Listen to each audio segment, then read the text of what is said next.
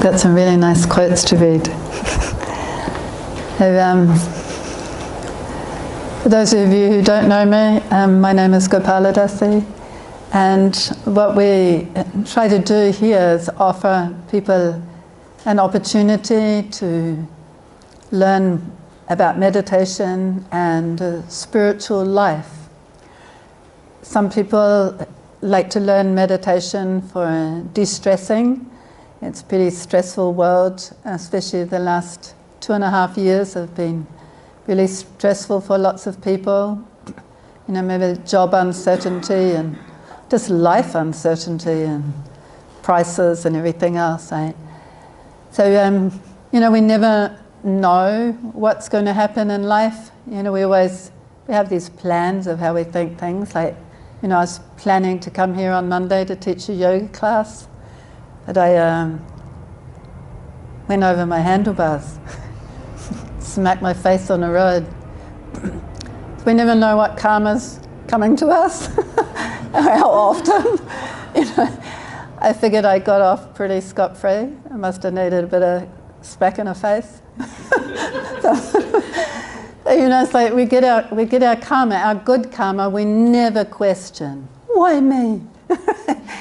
Our bad karma, we usually do question, why me? I didn't, because I know the reality of reincarnation and karma, and we're going to get whatever we've given out, you know, whether it's this lifetime or a previous lifetime or many lifetimes ago.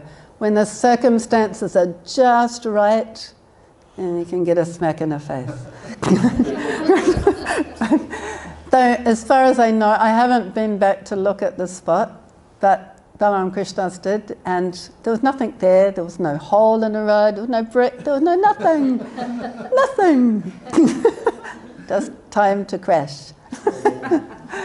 So, but I had, you know how like, sometimes when people go to hospitals, they're really appreciative of the nurses, and sometimes they're not. And there's some nurses here, right? Some people are really nice and really kind, yeah, and really appreciative of everything you do, and others are probably really demanding. I just happened to be super fortunate, so I just got a smack in the face, which hurt like hell, but I had this really nice nurse. She was just like so kind and so gentle, so thoughtful. She wasn't always like that. You know, you go through your teenage years, right, and you kind of, you know, whatever's going on with mum, it's like, you'll get over it, you know. No, she probably wasn't quite that bad. But I was really surprised at how caring and how gentle she was. So, you know, it's like a bit of bad karma and a bit of good karma, you know. It's like you get both, right? It's like, you know, I could get a smack in the face, but, you know, we didn't live far away, and Govinda came and picked me up, and husband came and got the bike and took a photo of the blood.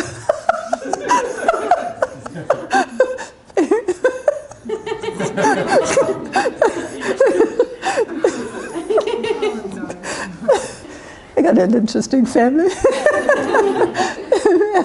Interesting sense of humor.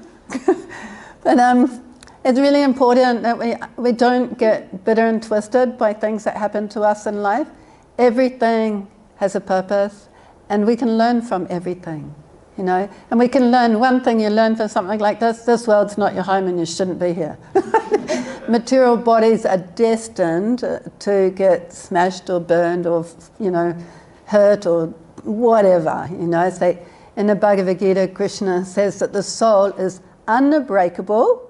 I didn't break anything, but the body can break, right? The soul is unbreakable, can never be burned by fire, moistened by water, withered by the wind, right? Eternal and eternally beautiful. So when I look in the mirror, I don't see eternally beautiful spirit soul. I see a little bit of a messed up old face. But I know underneath is an eternally beautiful spirit soul, because we're all part of Krishna, the Supreme Person. And He is the supremely perfect, supremely beautiful being. And being part of Him, we have His qualities.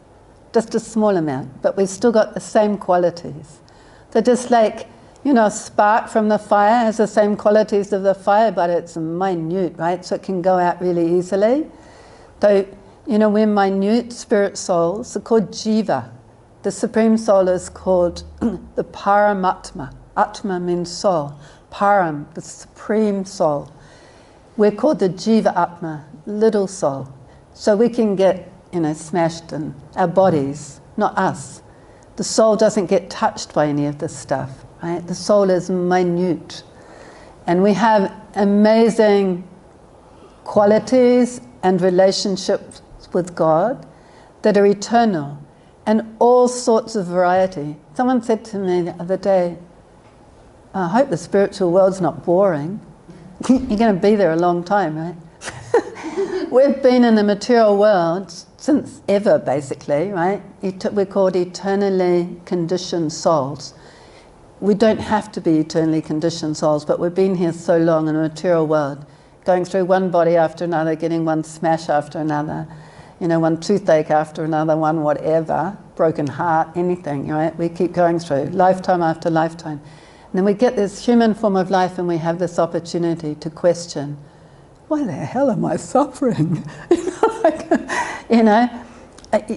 you get a broken heart, you usually question, what's this world about? Or someone close to you dies and it's like, what's the purpose of all this? But if we're smart, we don't wait till pain to be questioning anything. Just like a little child, some of your parents, when your kids are little, they just ask so many questions. What's this? What's that? Why's that? Why's that? Why is the sky blue? I don't know. Do you know what I mean? It is, right? The kid's not satisfied with that. But we just have this natural inquiring, And so it's like that natural inquiry is, we're supposed to then use it and inquire into the absolute truth, inquire into who we are, why we're here, why are we suffering, what's our real purpose in life. And then we're supposed to walk on the path of the great spiritual teachers who have given guidance on how to live in this world, how to live our life to make it successful. So Srila Bhaktivedanta Swami described really nicely how when there's some sort of material creation, so like there's harmonium, someone's created it, put it all together, and then like this is what you do with it. This is how you play it, this is how you use it, this is how you protect it and everything, right? With a microphone, comes a little manual, probably not much on it, but there'll be something telling you how to do it, where to press, about the lights and stuff. So everything that's created, there's some sort of information about how to use it. And if you follow the directions, it'll work properly. And so the material world, when the material world is created, which is like eternal, basically, along with it comes the manuals for how to live in this world. And they're the Vedic texts, ancient texts that have been here since time immemorial to guide us in our life. And they cover everything. They cover like Vedic astrology, they cover, I can't remember what it's called, it's got a really nice name, about how to position your house and where to position your bed and things like that, right? How to live your life, according to your nature, how to live in such a way that you're not going to sow more karmic seeds, how you can live in this life to serve God and to serve others, and how you can try and live a kind of a balanced life, with Ayurvedic medicine, how to try and keep your body healthy as you can, no matter what happens, and use it for self-realization. Right? That is what this rare human form of life is. And so suffering always has a purpose, and that is to help educate us. God is not mean, He's not cruel, He's not vindictive, He's not some dude, it's just kind of like, okay, I don't feel very good today, so It's like the sweetest, the most gentle, the most kind. But there are material laws of nature, and we're under the material laws of nature, And so we have to suffer the consequences of those laws.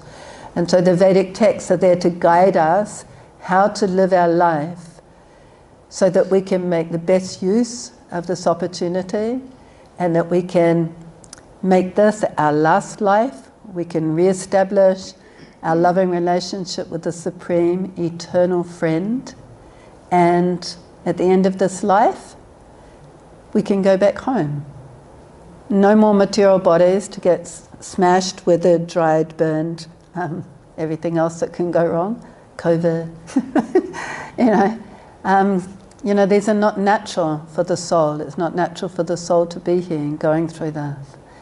So if any time you have any questions and you would like to learn more about spiritual life, please feel free to ask.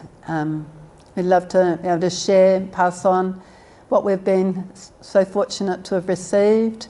And, like I was taught free of charge, my teacher was taught free of charge, his teacher, it's simply pass on this ancient knowledge which has been handed down for everybody, for everyone's benefit.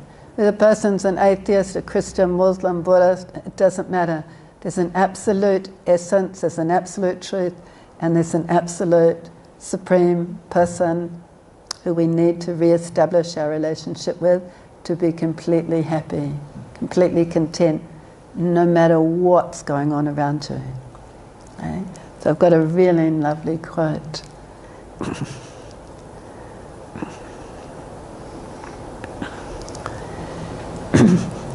Krishna has beautifully captivating lotus eyes, and his sweet face is surrounded by beautiful curling hair.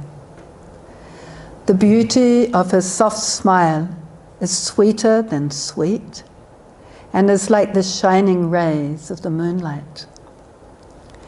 A sweet fragrance emanates from his lotus-like mouth. His cheeks on his nectarian face shine like glowing gems. His fingernails and toenails in his lotus feet resemble rubies and emeralds, and they emanate such a great effulgence that they immediately dissipate all the darkness in the heart of the conditioned soul. That's us. Even just his toenails can lighten our heart. So we have Janmashtami coming up in mid-August, where we celebrate the appearance of Lord Krishna, the supremely beautiful, supremely amazing personality of Godhead, and we're all part of him. Yay! Right? And he wants us to have fun and have a relationship with him. Even while we're living in this world and we've got all our responsibilities, we can be remembering we have an eternal friend right there in the core of our heart. At any moment we can turn to him and feel the peace and love that's there for us in our heart. Thank you so much.